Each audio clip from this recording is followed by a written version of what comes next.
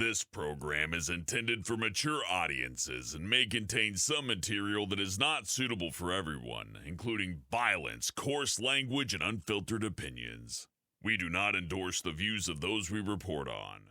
Right now, yes, our government may be broadly pro-Israeli, but America is more pro-Palestine than ever before. And why? Did that just happen out of nowhere? Did that just happen out of the ether? No, it's because people worked, and they've been working for longer than any of us have been alive. There have been Palestinian advocates who for decades have had their cries for justice met with deaf ears. For decades, and only now will people listen. And yesterday, just yesterday, John Oliver, a generally presentable media personality, presented a fully pro-Palestinian take to an audience of millions of people.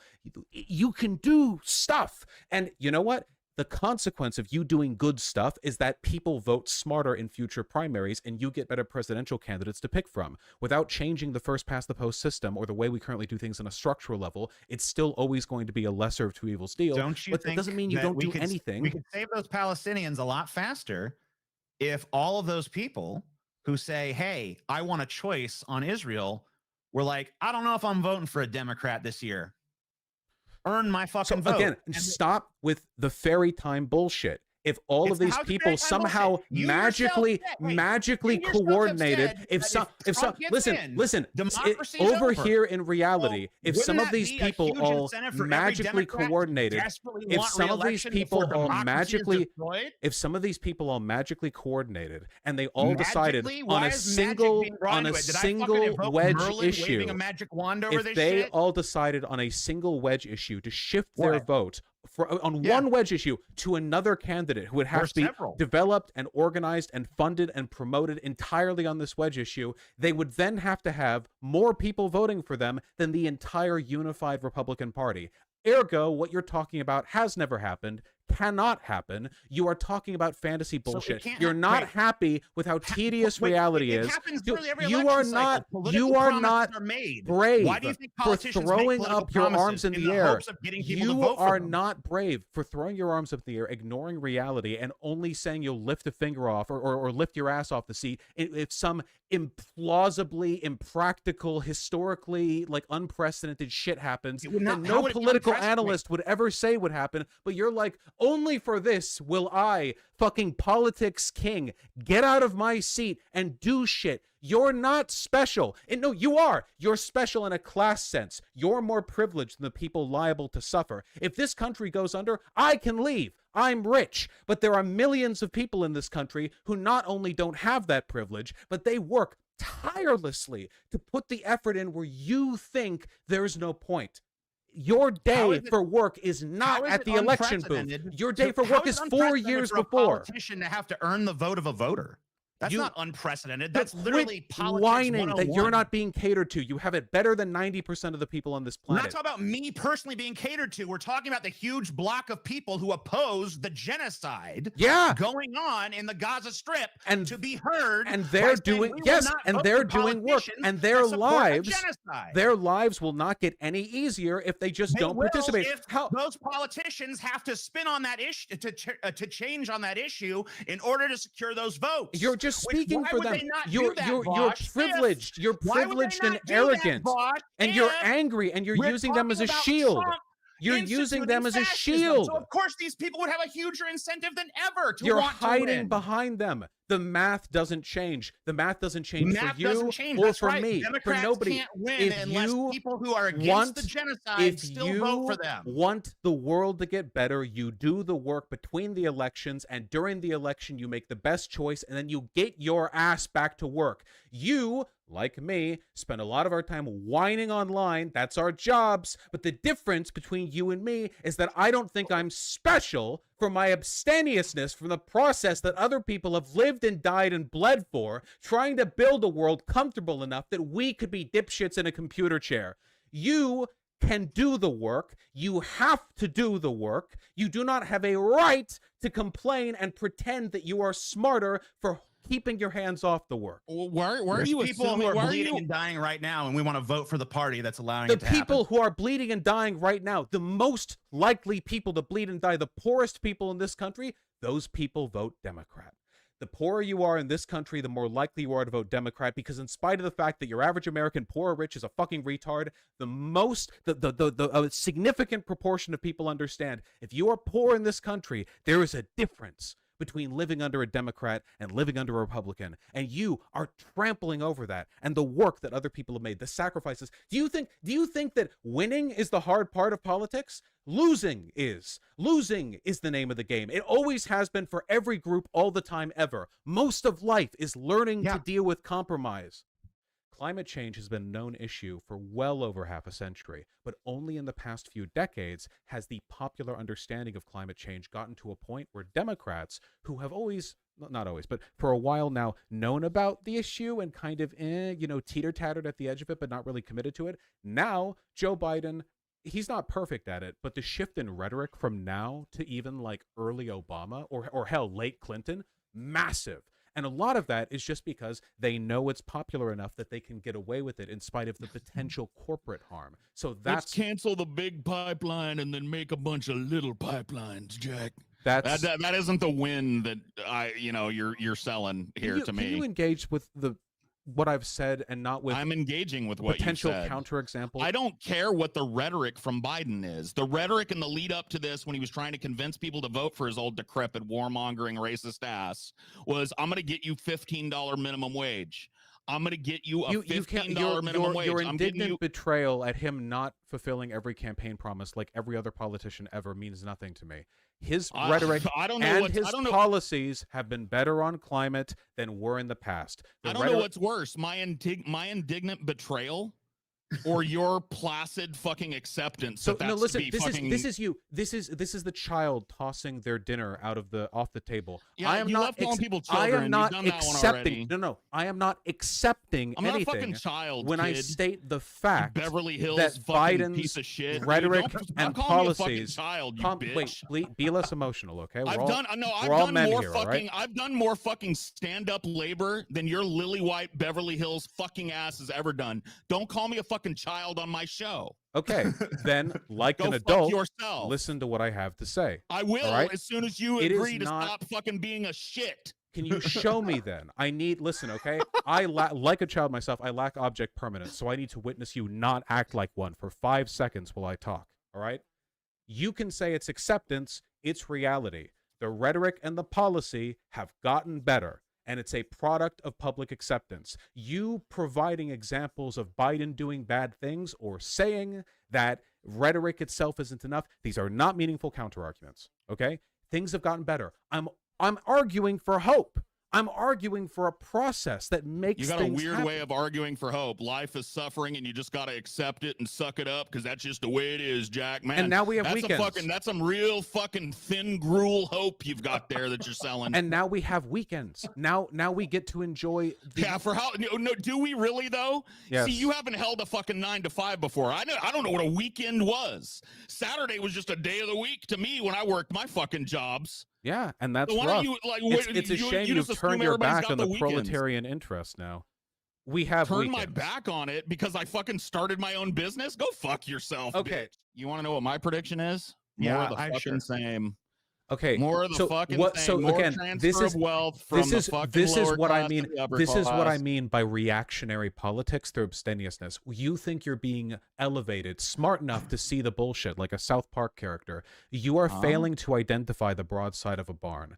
Like every successful socialist movement ever has been able to tell the difference, and every one that ended up dead couldn't. The Stalinists in Germany back during the 1930s couldn't tell the difference between the Nazis and the Social Democrats, the social fascists. Which mass graves do you think they were buried in? We can't afford to make these mistakes. It's pivotal. The Republicans are screaming from the top of their lungs what they want to do. There is no equivocy. They have been calling for the removal of the FBI as an institution. They have been since I was born. What's your point? No.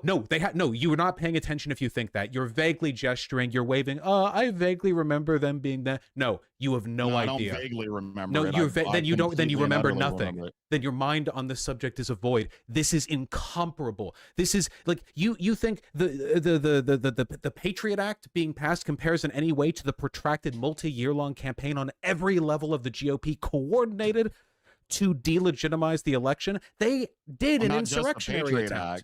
The creation of unitary executive theory and its application by both parties since George W. Bush is another thing. I mean, the fact that the president can declare war without congressional approval is a modern construct. Just again, for clarity's sake here, okay? Right now, we have a democracy where you can vote and the person you vote for can win.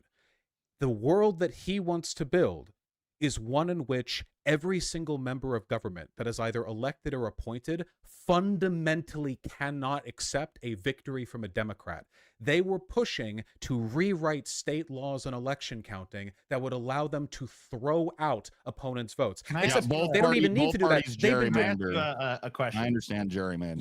You can't keep a quick. You're describing the difference between like stubbing your toe and getting bricked with a hammer as like, well, they both hit me. You have no idea what you're talking about. What you're engaging in right now is not enlightened leftist perspective. You're engaging in bottom of the barrel, South Park, Cartman-ass tier, zero IQ, centrist, moderate, hasn't learned a thing about politics in their entire life, bullshit equivacy. How dare you? You claim to care about the legacy of your union parents. You would literally preside over a death camp and go, well, you know, Biden probably would have done this too. Like, it's disgusting. What? It's senseless. If you genuinely believe that there is a comparison to be made, I beg you to educate yourself, because there is none. It is not comparable. I think that there's an obvious comparison to be made, and I've brought up the reasons why over and over tonight, and you seem to get more and more frustrated every time I do, but I don't hear an answer to it.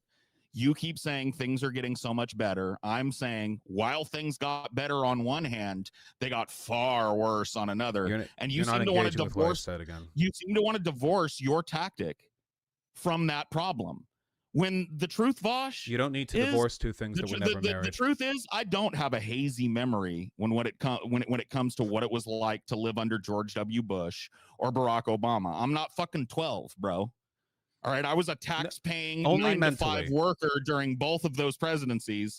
So let's be real about this shit. You're literally doing the bit too right now. You're like, well, I wore my blue jeans to work. Well, you don't know shit, dude. Maybe I'll remember how it went. Yeah, I know that fucking triggers you young think people. Is wise cynicism. Like, you think you're like, wait, Rick Sanchez? You just don't know shit. You do not know. This is why you keep running back to the same, well, Biden's bad. I know. Great. Tune into my streams. Find out more reasons he's bad. You think you're brave or evocative for pointing out that things have gotten bad? That you need to write a book like everyone knows this. How Biden is the worst thing to ever exist and why you should still vote for him.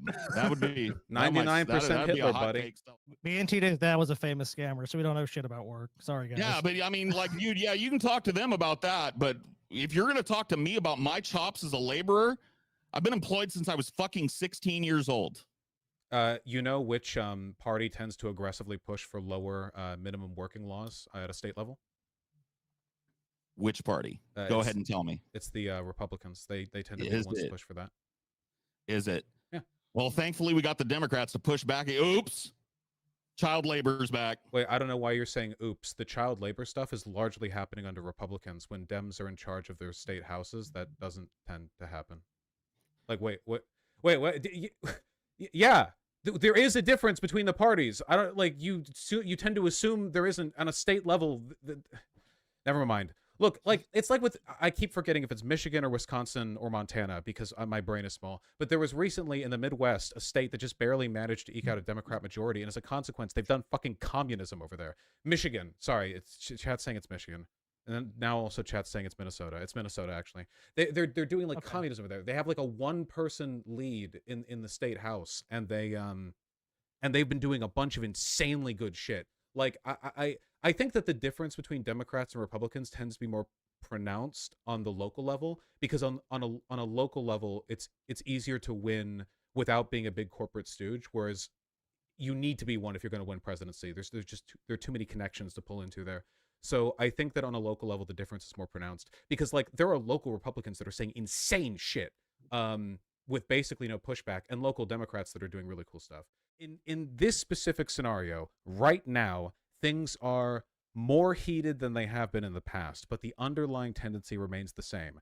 You vote for the best possible candidate. If you want to change things, you have to change the systems. Changing systems is hard and takes time. The best way to do that is to leech existing power and institutions and soapboxes. We do that through the Dems. We see good outcomes. We have seen good outcomes. The math is on my side. The science on my side. History on my side. On your side, a childish indignation and unwillingness to participate, and a flagrant disregard for the threat fascists pose to this country. Very leftist of you. Non-participation. So. Very leftist of you. And neither one of us is advocating that. Here's that old crazy straw man again. Yeah, you might want to wait till we're not on here. We'll let the historians decide. Yeah. This is definitely shit that I would reserve for the shit talk post show, where we're not here to like call you on it over and over. Like that's not what we said.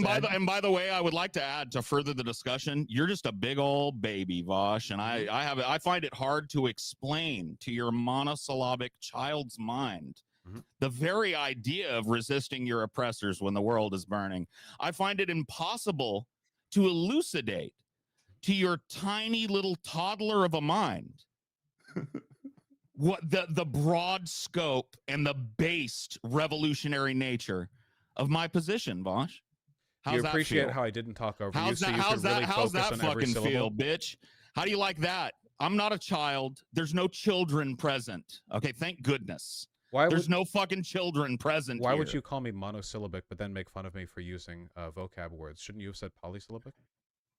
Monosyllabic is the word that I used, and it means that you only use one syllable because you dumb. That's what it means. Is that what I'm known for? But then you said ameliorative. All right, whatever. Yeah, I'm also not known for bit you want to go for.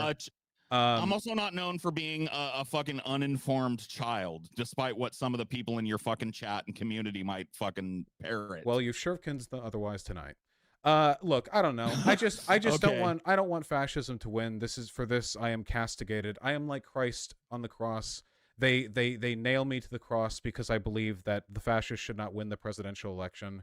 In my corner, agreeing with me is everyone who does advocacy work for everything meaningful that gives us joy and light in our lives.